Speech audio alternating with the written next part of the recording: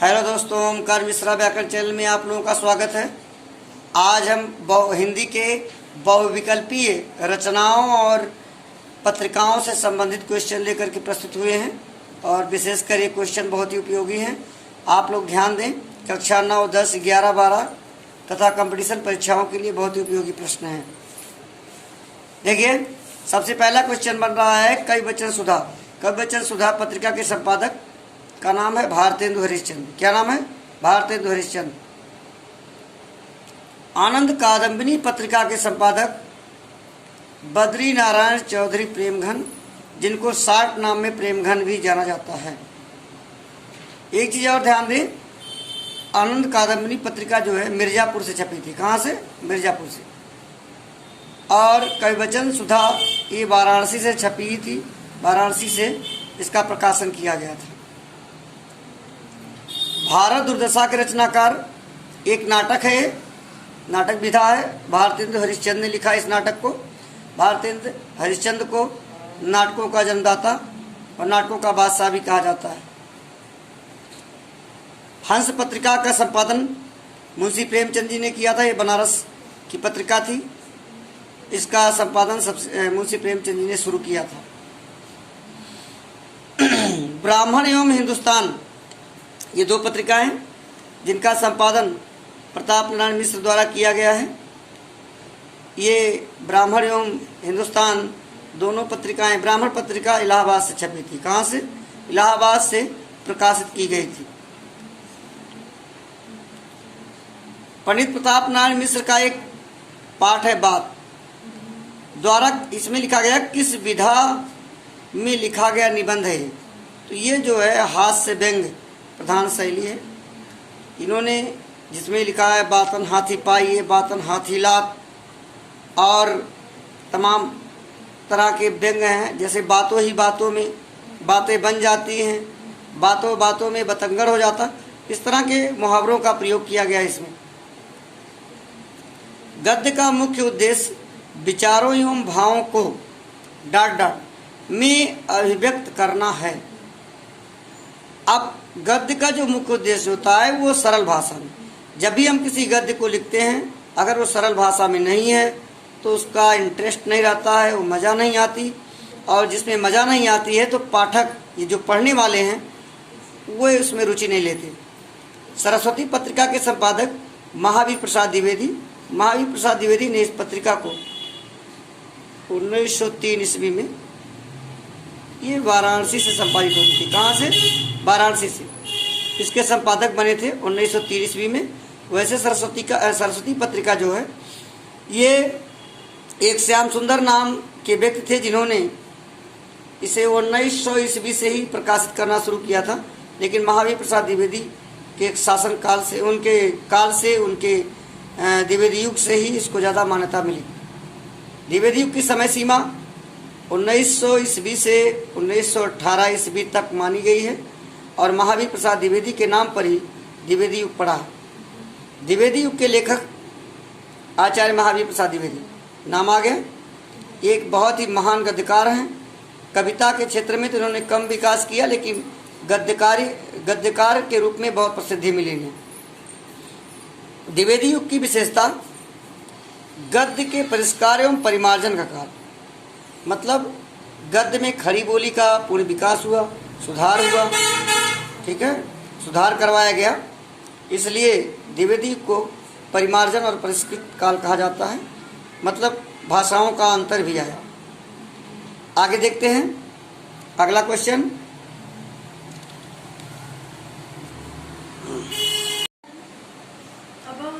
आगे देखते हैं कामायनी के रचनाकार जयशंकर प्रसाद। कामायनी में कुल 15 सर्ग हैं। पहला सर्ग आनंद है, अंतिम सर्ग चिंता है। कामायनी जयशंकर प्रसाद का एक प्रसिद्ध महाकाव्य है। इसे छायावाद काल में लिखा गया था। ठूठाम संस्मरण विधा की एक रचना है।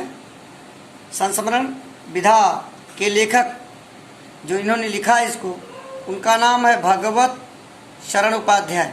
भगवत शरण उपाध्याय ने ठूठा आम को संस्मरण विधा में लिखा। इंशाअल्लाह खां की रचना रानी केतकी की कहानी, रानी केतकी की कहानी। इसमें देखिए एक रचना दी गई है श्रृंगार रस मंडन। श्रृंगार रस मंडन विट्ठल नाथ ने लिखा। किसने? विट्ठल नाथ ने। नाभा एक भक्तमाल दिया गया है, तो भक्तमाल नामक जो रचना है, भक्तमाल नामक रचना इसे लिखा है नाभादास ने। भारतेंदु युग की पत्रिका नहीं है। आनंद कादम्बनी बद्रीनारायण चौधरी की पत्रिका ये भारतेंदु युग में छपी थी। ब्राह्मण प्रताप नारायण मिश्र की पत्रिका भारतेंदु युग में। हरिश्चंद्र पत्रिका ये भी भारतेंदु जी की है। और सरस्वती पत्रिका द्विवेदी युग में महावीर प्रसाद द्विवेदी के द्वारा निकाली गई थी, तो सरस्वती पत्रिका भारतेंदु युग के अंतर्गत नहीं है। चंद्रकांता संतति देवकीनंदन खत्री का उपन्यास। किसका? देवकीनंदन खत्री का प्रसिद्ध उपन्यास चंद्रकांता, चंद्रकांता संतति। देवकीनंदन ने भूतनाथ नामक भी उपन्यास लिखा है जो बहुत प्रसिद्ध हुआ। और देवकीनंदन खत्री जो थे ये द्विवेदी युग के थे। भारतेंदु युग की रचना नहीं है, ये द्विवेदी युग की है। किसके? द्विवेदी युग।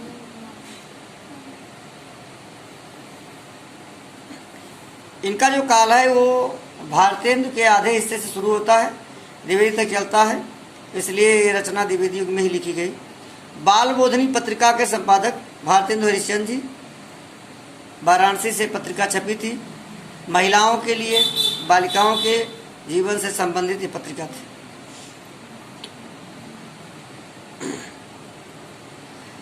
हाँ, एक लेखक का नाम यहाँ है, इसको भी ध्यान देना, शिव प्रसाद सितारे हिंद। इन्हें हिंदुस्तान का सितारा कहा जाता है। एक प्रश्न पूछा आता है कि राजाद्वय कौन कौन? तो राजाद्वय में दो राजा हुए थे उस समय हिंदी के विकास में, एक लक्ष्मण सिंह और एक शिव प्रसाद सितारे हिंद।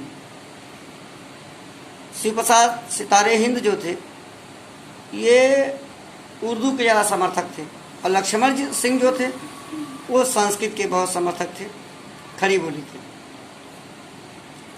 नागरिक पंचायती सभा की स्थापना भारतेंदु युग में हुई थी। भारतेंदु युग में हुई थी। श्याम सुंदर दास इसके अध्यक्ष थे और बाद में रामचंद्र शुक्ल भी इसके अध्यक्ष बने। उस समय कार्य करते थे नागरिक पंचायती सभा में। रामचंद्र शुक्ल जब ये अपनी रचनाओं में बहुत चरम सीमा पर थे। शिक्षा का उद्देश्य डॉक्टर संपूर्णानंद की रचना है, ये इंटरमीडिएट में मिलेगी आपको। शिक्षा के उद्देश्य में संपूर्णानंद जी ने कहा है कि जिसका पिता मद्यप माँ स्वेच्छड़ी हो, उसके बेटे को, उसके पुत्र को माँ के गर्भ में ही मानस विष दे दिया जाता है। मतलब पिता अगर शराबी हो, माता अपनी इच्छा से करने वाली हो, तो पिता बुद्धिमान नहीं हो सकता। ऐसा पुत्र बुद्धिमान नहीं हो सकता अगर पिता शराबी हो और माता अपनी इच्छा से चलने वाली हो। ऐसा डॉक्टर संपूर्णानंद का कथन था। हिंदी एकांकी का जनक, हिंदी एकांकी का जनक डॉक्टर राम कुमार वर्मा। डॉक्टर राम कुमार वर्मा द्वारा लिखी गई पहली एकांकी बादल के मृत्यु, जो पाश्चात्य संस्कृति की पहली एकांकी मानी जाती है। वैसे अगर हम सन के आधार पर देखें तो पहली एकांकी जयशंकर प्रसाद ने लिखा था एक घूंट, तो पहली एकांकी एक घूंट मानी जाती है। लेकिन अगर हम हिंदी के आधुनिक एकांकी की बात करें तो हिंदी एकांकी का जो जनक है वो डॉक्टर राम कुमार वर्मा को ही माना जाता है। साहित्यालोचन गद्य विधा की रचना श्याम सुंदर दास द्वारा रची गई एक आलोचना रचना है। उन्होंने साहित्यालोचन लिखा था जो काफ़ी प्रसिद्ध आलोचना थी।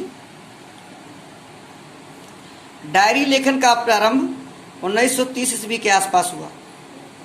ये क्वेश्चन बड़ा इंपॉर्टेंट है, ध्यान रखना। डायरी लेखन, जो डायरी गद्य विधा लिखी गई 1930 ईस्वी के आसपास लिखी गई थी।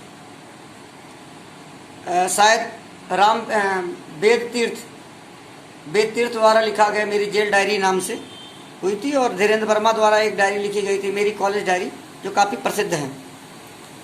खड़ी बोली गद्य की प्रथम रचना गोरा बादल की कथा। इस पर थोड़ा मतभेद होता है। कुछ लेखकों द्वारा कवि गंग की रचना चंद छंद वर्णन की महिमा को पहली रचना खड़ी बोली गद्य की माना गया है, लेकिन डॉक्टर नगेंद्र ने गोरा बादल की कथा को गद्य की पहली रचना माना। और लोगों ने, रामचंद्र शुक्ल ने तो शायद वैशाख महात्म को माना है। और इस तरह से अलग अलग विचार हैं। तो ज़्यादातर जो है कवि गंग वाला आता है प्रथम रचना के, और गोरा बादल की कथा।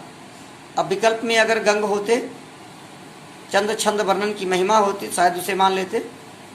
तो इसका ध्यान रहे, इन्हीं रचनाओं पर हमें ध्यान रखना है। और आगे हम आपको अगली वीडियो के साथ अगले दिन प्रस्तुत होंगे। सब्सक्राइब करें, लाइक करें, शेयर करें। जितना आप पढ़ते रहेंगे उतना हमारा मोटिवेशन होगा, हम आगे वीडियो आपको देते रहेंगे। धन्यवाद। ओमकार मिश्रा व्याकरण चैनल में आप सभी को धन्यवाद दे रहा हूँ। आप आगे विकास करिए, पढ़ाई करिए और अपने जीवन को सफल बनाइए।